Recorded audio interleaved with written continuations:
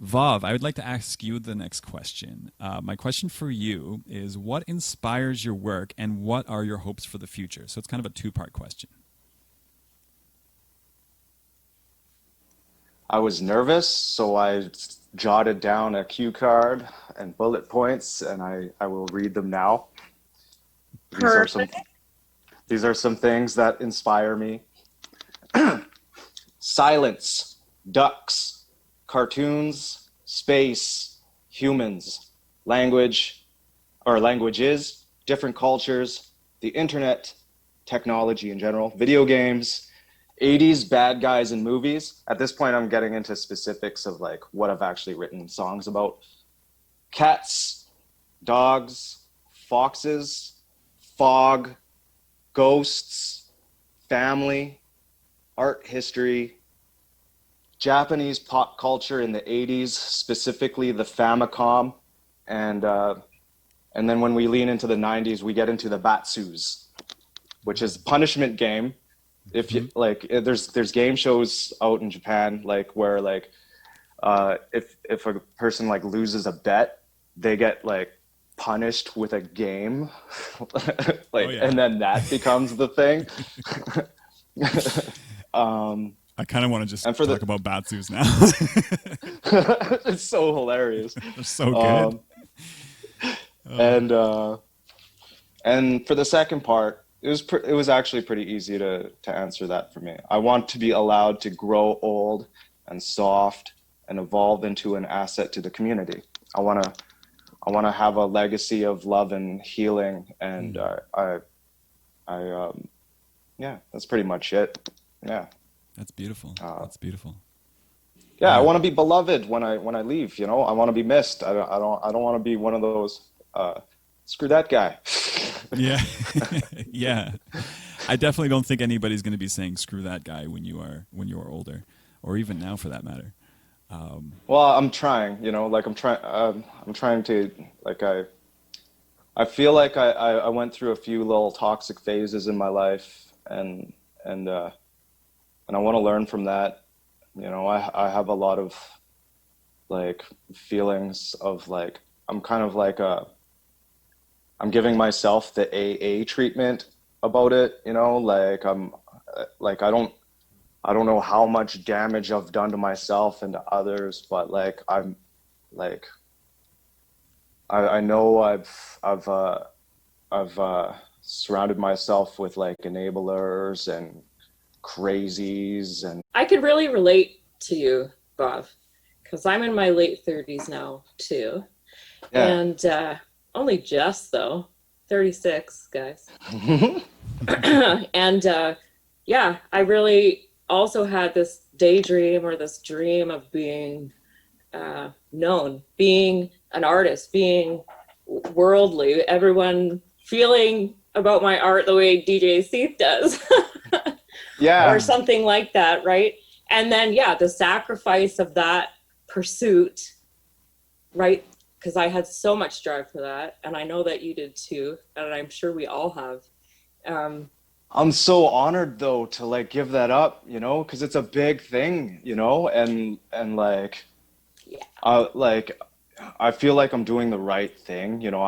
I'm about to fucking tear up, you know, like it's beautiful, and I'm so lucky to be at this stage in my life. Like Mhm. I could have died like five, six different times, like on the way here. Mhm. It's good to reflect on that and to kind of really look back and realize, hey, look at all that I've gone through to get to where I am now, and how beautiful it's been, and how like the beauty, the ugly, the everything. That just how it's all kind of come together to make what it is that we have now. And yeah, I'm very very in tune with what you're saying, and kind of reflective of that for sure. Constantly looking back and just me and everybody that has been part of my life, and man, sorry. Yeah, yeah, it's for real, man. I kind of I'm said so to glad. myself, you know what? I'm not going to cry this time, but yeah, yeah. I guess just going forward and putting that energy out, and being very happy to be able to share it out, and hope that it kind of resonates with somebody in whatever way that it kind of how it changes when it goes into somebody and back out into the world. And it's like this communication that we don't even really realize. You're putting something out, it goes into somebody and then out a different way, and it's totally different and amazing and weird and awesome. And yeah. Yeah. Kind of like we're all communicating, no matter like what level we're on or what language we speak or like what personality that we have. Like when you use art, music, visual art, performance art, you're able to like share that and reshare that, right?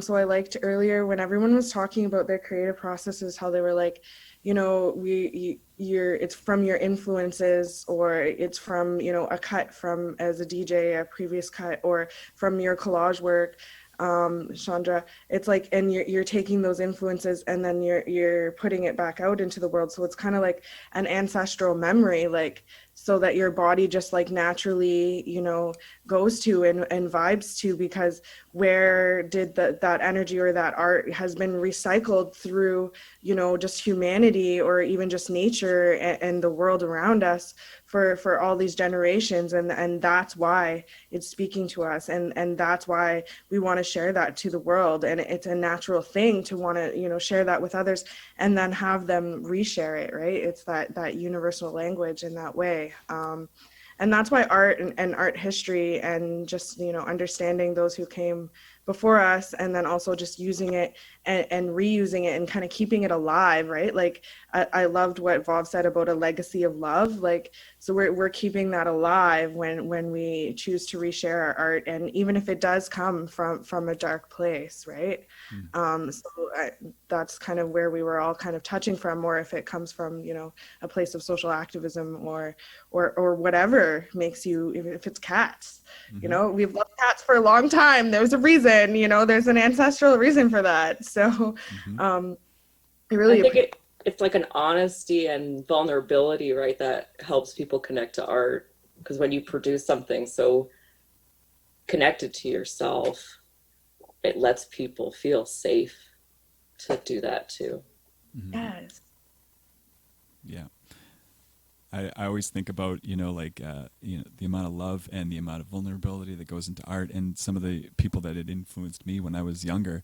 I mean, I always go back to, like the Juice Crew and like Biz Markie and Big Daddy Kane and all those guys. I mean, they weren't always that person that you see today. Like, oh, well, Biz Markie is like, you're saying Just a Friend and the Vapors. And he literally made a song about picking boogers. You know what I mean? Like, he was just totally like hard on his sleeve. You know what I mean? Like in this like world of like hard, like, I mean, the late 80s was definitely about like how hard of a rapper you can be and how amazing and like, how technically accurate and how all this kind of stuff. And then you got Biz Markie over being the clown prince of rap, literally like singing about picking boogers and picking, like the Albee Square Mall, all those like early jams that were just like, man, this guy is like, you hear it through the music. Like he is probably somebody that you would totally like, like burst out laughing in the same room with. Like he will not let you stop laughing. You know what I mean? Like, and that is just so beautiful.